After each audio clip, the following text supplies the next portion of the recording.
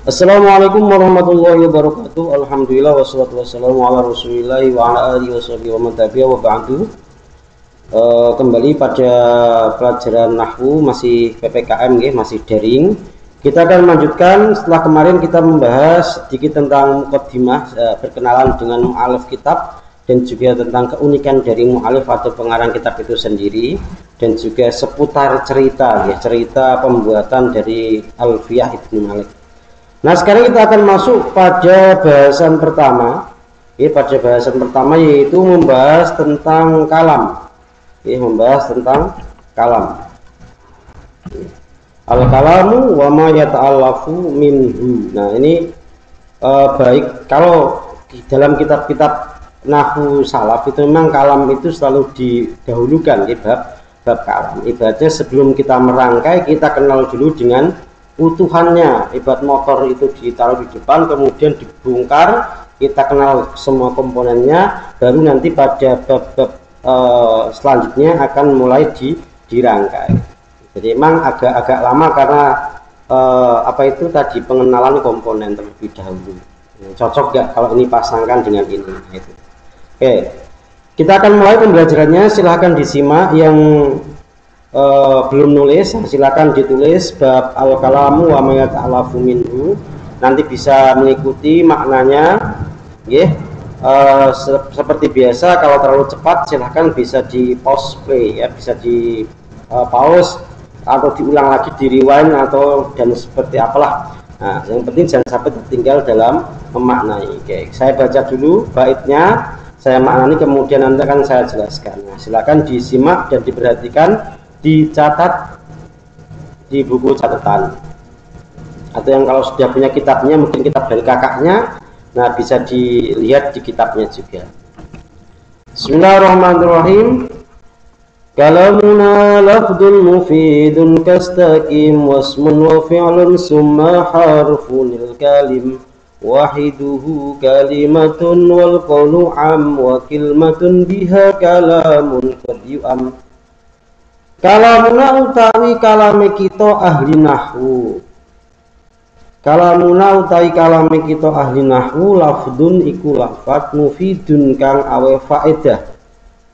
Contone kastaqim kaya lafat istaqim luruso sira. Istiqomah jeko sapa sira.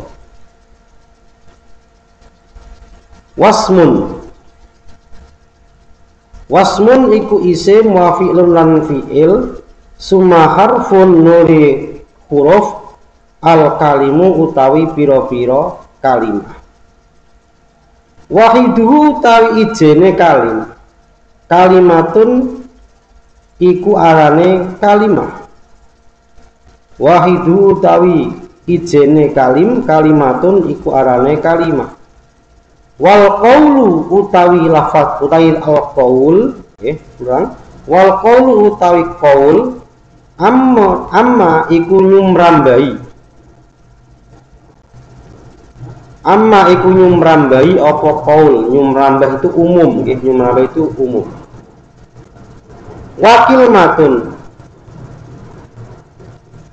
matun lan kilmah biha iku tetep kelawan kilmah kalamun utawi kalam qad yu'amu terkadang diucapaken utawa diistilahaken apa kalam. Oke, kita bahas dua bait terlebih dahulu, dimaknani. Nanti ketika masuk mungkin akan saya cek apakah sampean memaknai atau tidak. Bismillahirrahmanirrahim. Masuk pada pembahasan yang pertama, kalam.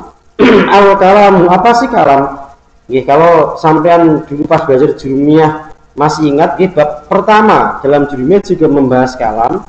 Secara mudahnya kalam adalah susunan lafaz yang berfaedah atau memberikan pemahaman atau yang memahamkan. Tapi ini tentu saja versi dalam bahasa Arab. Karena nahwu itu kita lingkupnya, sekupnya itu adalah bahasa Arab. Kita harus ikut dalam aturan bahasa Arab. Walaupun yang namanya tata bahasa, baik bahasa Arab, bahasa Indonesia maupun bahasa Inggris, mungkin ada sisi-sisi kesamaan. ya. Tapi kadang ada beberapa istilah dalam tata bahasa tertentu yang tidak bisa dimasukkan dalam tata bahasa yang lain. Makanya kita akan concern dalam artian lurus bahwasanya ini adalah kalam, memahamkan versi siapa, ya tentu saja versinya nahwu. Nah, karena kita kalam, ya walaupun kadang mungkin nanti ada beberapa istilah yang disama-samakan dengan bahasa tata bahasa Indonesia mungkin. Ya, tapi mungkin ada beberapa, enggak semuanya bisa disamakan. Tapi secara global mungkin bisa lah. Ya, tapi kita akan lebih konsen atau menggunakan pengertian ta'rif dalam nahwu, ya, ta'rif dalam nahwu. Nah, contoh dari kalam yang pertama Zaidun qaimun. Kemudian yang kedua Ja'a Amrun. Nah, di sini susunan itu berarti minimalnya 2. Kemudian berfaedah dalam artian sudah memberikan pemahaman adanya hukum yang diterapkan pada mahkum alaih, yaitu misalnya ada Zaidun qaimun, Zaid berdiri. Ja'a Amrun, Amr datang. Berarti menisbatkan berdiri kepada Zaid dan menisbatkan datang kepada Amr. Nah, itu berarti sudah dikategorikan sebagai kalam, ya, berfaedah atau memahamkan. Yang sekiranya orang itu sudah langsung bisa misalnya maham maksud dari si mukhatab. Nah, itu kalam. Itu nggak akan saya bahas panjang lebar karena kemarin di bab kalam jurumil juga sudah dijelaskan. Nah, kemudian macam-macam istilah dalam bab kalam. Yang pertama adalah lafdun, lafaz. Ini sama seperti di pengertian dulu, yaitu suara yang mengandung huruf hijaiyah. Nah, berarti suara yang mengandung huruf hijaiyah, baik itu mustakmal atau punya arti, contoh doroba. Berarti susunan misalnya huruf hijaiyah, karena kan tadi bahasa Arab itu pokoknya adalah huruf hijaiyah. Jadi susunannya dari lafaz ini yang menggunakan huruf hijaiyah. Berarti kalau tidak dari huruf hijaiyah, ya tetap saja bisa dimasukkan kalau memang itu diarabkan, ya diarabkan. Contohnya yang punya arti atau mustakmal, doroba artinya mukul, atau muhmal karena tidak bermakna, contoh barogo. Nah, itu ada maknanya enggak, saya belum cek di kamus, tapi itu cuma saya balik gitu aja. Anggap saja itu enggak ada maknanya. Berarti yang namanya lafaz itu kan kadang punya makna, kadang juga tidak punya makna.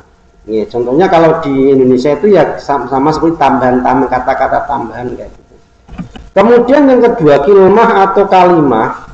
Kilmah atau kalimah adalah lafaz mufrad yang mempunyai makna. Mufrad di sini dalam artian tidak berupa susunan. Berarti bukan mufrad yang lawannya tasniyah atau jamak, bukan.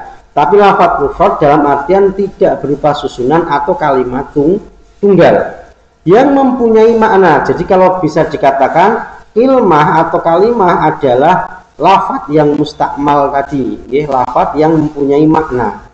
Nah, kemudian kalimat ini sendiri dibagi menjadi 3 bagian. Yang pertama yaitu kalimat isim. Apa itu isim? Yaitu kalimat yang bermakna dan tidak terikat dengan waktu. Contohnya nasirun. Kalau biasanya sering dianalogikan dengan kata benda, nah terus kata apa itu tanya atau kata tunjuk dan sebagainya, ya itu hanya sekedar analogi. Tapi kalau secara ta'rifnya kalimat isim yaitu kalimat yang bermakna dan tidak terikat dengan waktu. Jadi sudah punya makna sendiri dan makna itu tidak ada kaitannya dengan masa atau waktu. Atau kalimatun dalat ala maknan fi nafsiha. Nah, itu kalau di ta'rifnya seperti itu. Kemudian yang kedua ada kalimat fi'il. Kalimat fi'il ini temannya kalimat isim. Nah, yaitu kalimat yang bermakna dan terikat dengan waktu. Contohnya doroba ya ribu.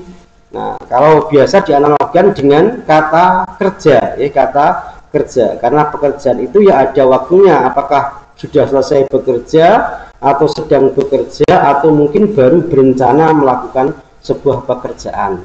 Doroba sudah memukul, yadribu sedang atau berencana melakukan pemukulan.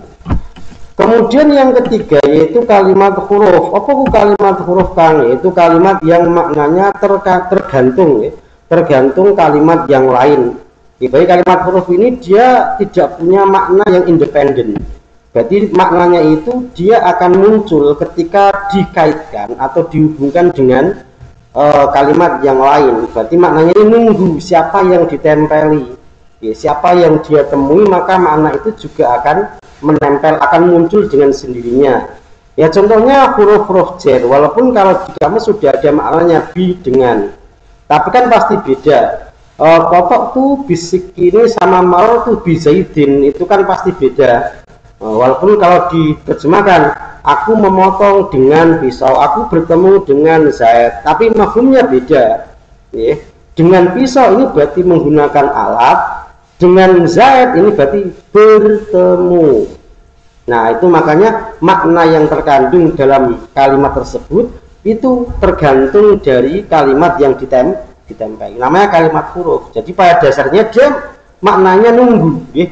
Apakah maknanya ini nanti ini atau itu, lihat apa itu lafaz yang ditumpangi atau yang ditempeli.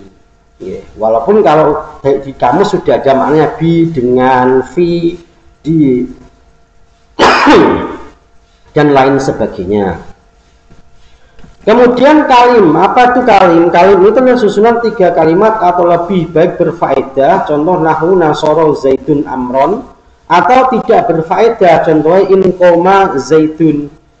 Nah, untuk kalim sendiri itu adalah, ya kan tadi kalau kalimah itu adalah bentuk tunggal, kalau kalim itu adalah bentuk jamak, berarti minimal 3, ya minimal 3, berarti susunannya itu 3 kalimat atau lebih, baik berfaedah. Nah, kalau berfaedah maka kalim ini kita sebut dengan kalam juga. Nah, tapi kalau tidak berfaedah ya cukup kalim, ya cukup kalim, tapi tidak kalam.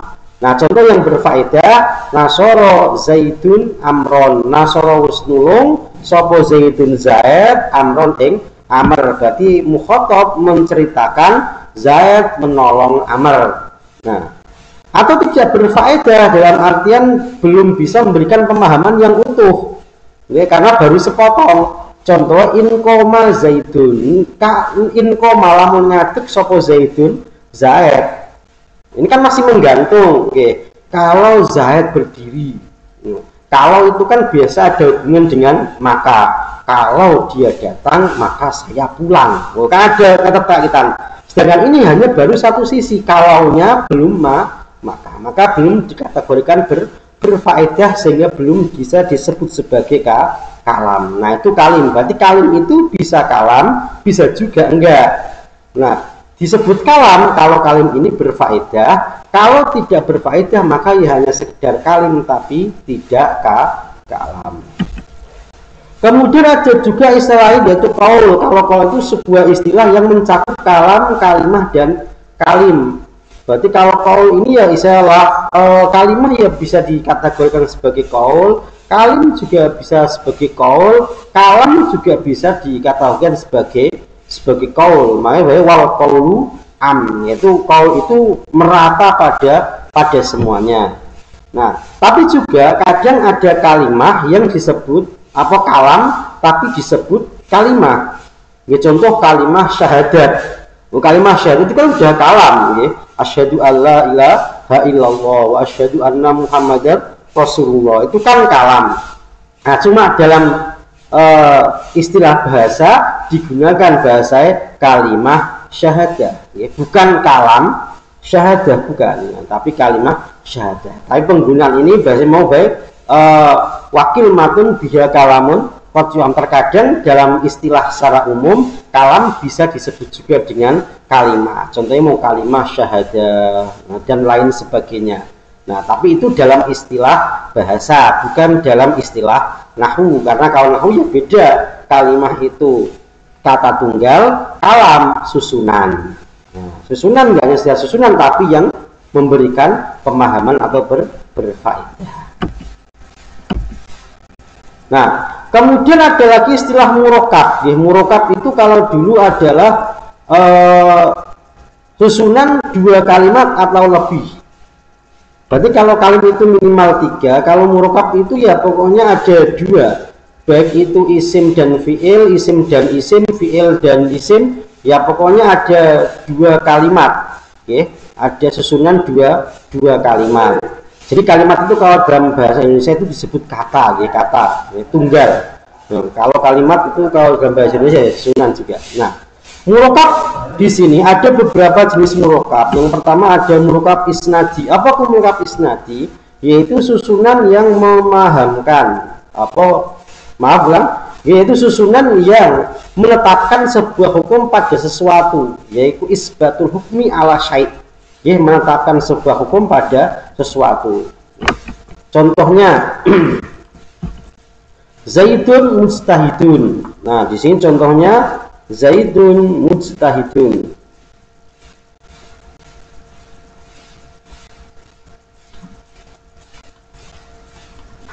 Nah, di sini ada nisbatul hukmi. Apa hukumnya? Yaitu mujtahid. Nah, yang dihukumi siapa? Zaid. Zaidun utawi Zaid mujtahidun iku wong kang sregep atau orang yang rajin. Nah, itu namanya susunan isnadi. Ya, ada dua kalimat Zaid dan mujtahid, kemudian hubungannya adalah menisbatkan atau menetapkan hukum kepada mahkum alaih, yaitu menetapkan mujtahid hukum sregep kepada Zaid. Namanya murokab isnadi. Kemudian yang kedua ada murokab idhofi, susunan idhofah, yaitu susunan mudhof dan mudhof ilaih. Contohnya qolamu amrin. Berarti ada dua kalimat digabungkan menjadi satu. Yang pertama dinamakan mudhof, yang kedua dinamakan mudhof ilaih yang wajib dibaca jer. Oke, saya ingatkan untuk mudhof ilaih sendiri itu wajib dibaca jer, tidak ada tawar menawir. Ya, pokoknya susunan yang mudhof dan mudhof ilaih, di mana mudhof ilaihnya wajib dibaca jer. Nanti itu akan sampai pelajari pada bab idhofah. Kemudian yang ketiga ada namanya murokab atau tarkib masji, yaitu penggabungan dua kalimat yang membentuk arti atau pengertian baru. Contohnya Baitulahma, Bethlehem, dari dua kata, yaitu kata bait, rumah.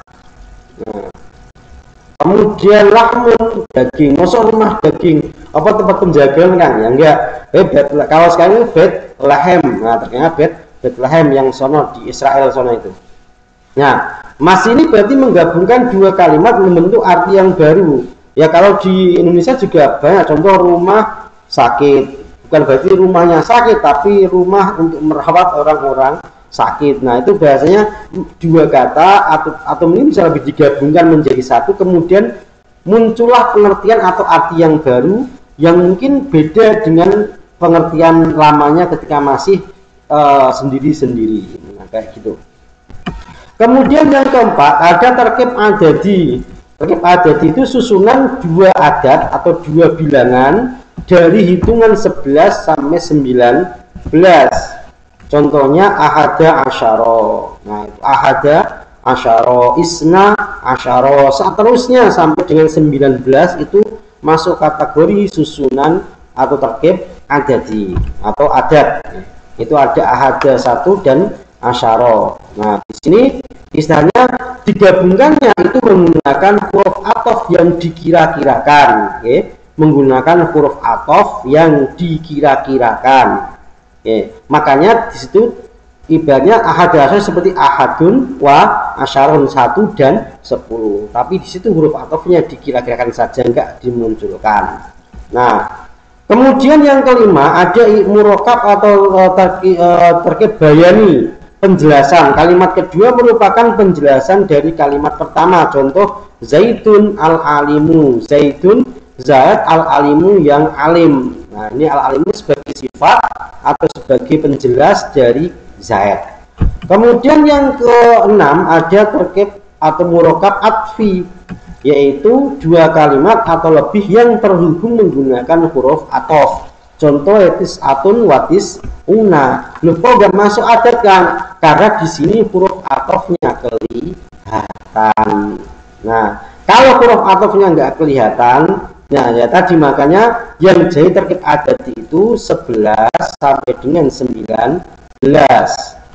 Nah, karena huruf atofnya muqaddaroh atau ditakdirkan, dikira-kirakan dan tidak diperlihatkan. Kalau diperlihatkan seperti tis'atun wa tis'una, mulai 21 sampai 90-an atau sampai ratusan, nah itu masuknya kategori terkait atfi. Nah itu hanya sekedar istilah murokab. Nah kalam yang dibasisnya adalah murokab isnadi. Berarti yang masuk kategori kalam itu kalau murokabnya masuk murokab isnadi. Nah ini baru dikategorikan sebagai kalam. Nah kalam yang sungguhnya terkait isnadi. Kemudian yang terakhir yaitu mufid, memahamkan mukhotob akan maksud dari mutakalim dalam artian komponen penyusunnya lengkap. Tapi ala gramatikal Arab. Berarti banyak sudah ada mahkum dan mahkum alaih, itu berarti sudah masuk kategori kalam. Ada tanya, ada jawab, ada syarat, ada jawab. Nah itu juga masuk kategori kalam. Kalau baru syarat saja ya maka belum bisa dikategorikan sebagai kalam. Nah itu sudah mahkum. Silahkan nanti di cross check lagi, dibuka-buka bukunya yang di kelas 7 tentang nahwu atau kitab nahwunya kelas 7, silahkan dibuka-buka kembali. Lanjut, bil jarri wa tanwini wan nida wa al wa musnadin lil ismi tamyizun hasal. Bil jarri ku tetep kelawan jar, wa tanwini lan tanwin, wan nida lan nida, wa alan al, wa musnadin lan kelawan dadi musnadilah lil ismi iku tetep kedua kalimat isim tamyizun utawi pembeda. Maaf ya tipe itu tamyizun, yaknya kurang satu. Tamyizun utawi pembeda, hasola iku hasil opo tamyiz. Sekarang kita masuk pada pembahasan kalimat, ciri-ciri dari kalimat. Karena kan tadi komponen terkecil dari kalam adalah kalimat. Maka kita kenalan dulu dengan jenis-jenis kalimat. Kalau tadi secara global ada 3 isim, fi'il, huruf. Nah, membedakannya bagaimana? Mana yang isim, mana yang fi'il, mana yang huruf, ciri-cirinya apa saja? Nah, kita akan mulai dari kalimat isim terlebih dahulu. Kalau secara pengertian nanti kalimat yang bermakna yang kalau nanti ada pertanyaan kalau sampai jawab kata benda tak salahin. Karena kalau sampai jawab kata benda berarti kurang lengkap. Kan masih ada kata tunjuk, ada kata ganti, itu kan masuk isim semua. Berarti kalau sampai menjawab isim itu apa? Ada kalimat yang bermakna dan tidak berkaitan dengan waktu. Nah itu yang namanya kalimat isim. Nah kemudian tanda-tanda dari kalimat isim itu apa? Yang pertama yaitu i'rab jar. Nanti ini akan dibahas lagi dalam bab mu'rab mabni. Nah, i'rab ini salah satu ciri khusus daripada kalimat isim. Nah, yaitu baik jarnya menggunakan huruf jar atau dengan cara menjadi mudhof ilaih. Bil idhofah itu berarti menjadi mudhof ilaih. Atau yang ketiga jarnya bitabaiyah atau mengikuti lafaz yang dibaca jar. Nah, kita ambil contohnya one for all ini. Contohnya satu untuk semua. Contohnya marartu bi abi Zaidin al-alimi. Marartu lewatan sapa ingsun bi abi. Nah, ini lafaz abun ini isim. Kenapa dibaca jar? Sebab kemasukan huruf jar. Zaidin ini juga isim. Kenapa dibaca jar? Jadi mudhof ilaih bagi lafaz abun. Al-alimi, nah ini adalah sebagai na'at atau sifat tabaiyah, berarti ngikut kepada abun lagi. Nah ini contoh satu untuk semuanya. Contohnya marartu bi abi Zaidin al-alimi. Aku lewatan ketemu bapak Zaid sing alim. Nah itu contoh i'rab jar. Nanti akan diperjelas lagi pada babnya masing-masing. Kemudian yang kedua yaitu dengan adanya tanwin, an, in, un. Nah itu tanwin di dalam nahwu ada beberapa jenis. Yang pertama ada namanya tanwin tamkin, yaitu tanwin yang masuk pada isim mu'rab kecuali jamak muannats salim. Kalau mu'annas salim nanti istilahnya bukan tanwin tamkin. Contohnya Zaidun rajulun. Nah, berarti setiap kalimat mufrad yang bertanwin, nah, itu tanwinnya dinamakan atau istilahnya tanwin tamkin. Atau yang kedua ada tanwin tangkir, yaitu tanwin yang masuk pada isim mabni untuk membedakan ma'rifat dan nakiroh. Nah, nanti ini akan kita bahas pada bab isim alam, nanti sampean akan tahu pembedaannya bagaimana. Kalau secara umumnya yang ma'rifat itu yang tidak bertanwin, sedangkan yang nakiroh itu yang bertanwin. Nah, contohnya sibawaihin, nah, harusnya bukan sibawaihin, nanti itu ada babnya nanti. Kemudian yang ketiga ada tanwin muqabalah, yaitu tanwin yang masuk pada jamak mu'annas. Aduh, ini tipe lagi. Masuk pada jamak mu'annas salim. Salah. Nah, ini oke. Nah, tanwin muqabalah yaitu tanwin yang terdapat pada jamak mu'annas salim. Nah, contohnya muslimatun. Nah, ini namanya muslimatun, muslimatin. Nah, itu namanya tanwin muqabalah, tanwin emansipasi. Nah, emansipasi itu ya karena di mudzakkar salim ada nunnya, muslimuna, alimuna. Nah, itu maka jamak mu'annas salim ya emansipasi, bukan pakai nun, enggak pakai nun tapi pakai tanwin. Kemudian ada lagi yaitu tanwin iwad atau pengganti. Berarti ada beberapa yang dibuang digantikan oleh tanwin posisinya. Nah, pengganti ada yang menggantikan huruf atau iwad anil harfi. Nah, yaitu pada isim mangkus gairumun sorib. Berarti isim mangkus gairumun sorib. Contohnya jawarin, dulunya jawariu. Yang digantikan hurufnya apa? Ya. Ya-nya dibuang, kemudian diganti dengan tanwin. Namanya tanwin iwad anil harfi, yaitu tanwin yang menggantikan kedudukan dari sebuah huruf. Atau juga bisa jadi adalah ganti dari sebuah isim. Nah, yaitu tanwin yang ada pada lafadz kullun dan ba'dun. Nah, kullun dan ba'dun ini tanwinnya tanwin iwad, tapi yang digantikan bukan huruf tapi kalimat atau tepatnya isim. Contohnya kullun. Nah, aslinya kullu ahadin. Nah, ahadinnya dihapuskan, diganti dengan tanwin.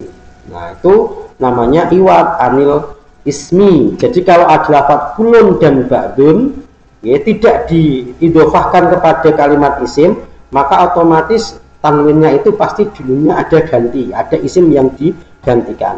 Kemudian yang ketiga ada namanya iwad anil jumlah atau yang menggantikan jumlah, anil harfi, anil ismi, yang terakhir anil jumlah. Enggak cuma satu kata, enggak cuma isim tok, tapi satu rangkaian. Nah, yaitu tanwin yang masuk pada id. Contohnya wa antum khina idin tangzurun.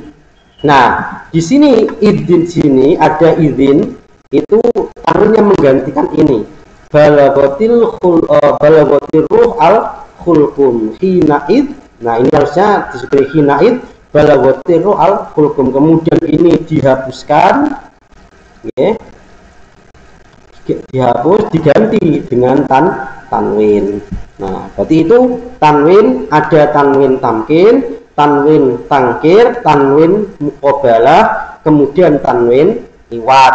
Nah, iwad ada ganti huruf yaitu yang masuk pada isim mangkus gairumun sorib, ada ganti isim yaitu pada lafadz kulun dan ba'dun, yang ketiga yaitu dari jumlah yang masuk pada id. Nah, itu istilah-istilah tanwin.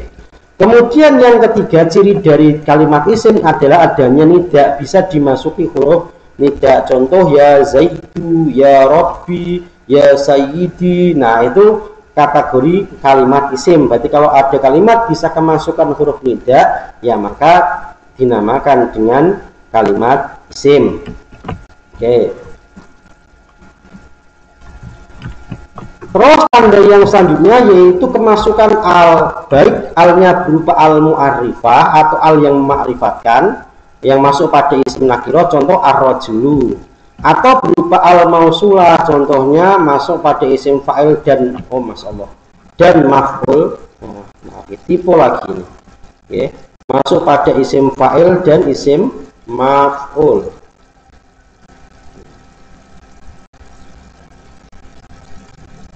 Ganti ya. Nah, isim maf'ul.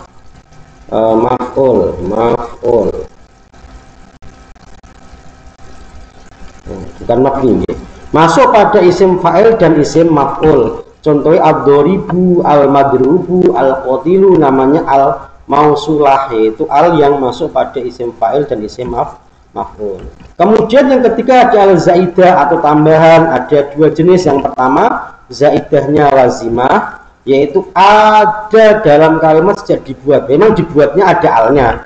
Contoh umpamanya al-latu, al-uzza, al-hubal dan sebagainya, atau al-banatu kalau memang dibuat ada alnya. Kalau nggak ada ya nggak usah ya. Nah, berarti memang ada kalimat-kalimat yang memang sejak dibuatnya itu ada alnya, namanya al-zaidah lazimah ya, tambahan tapi nggak bisa dilepas karena memang itu bagian dari kalimat tersebut.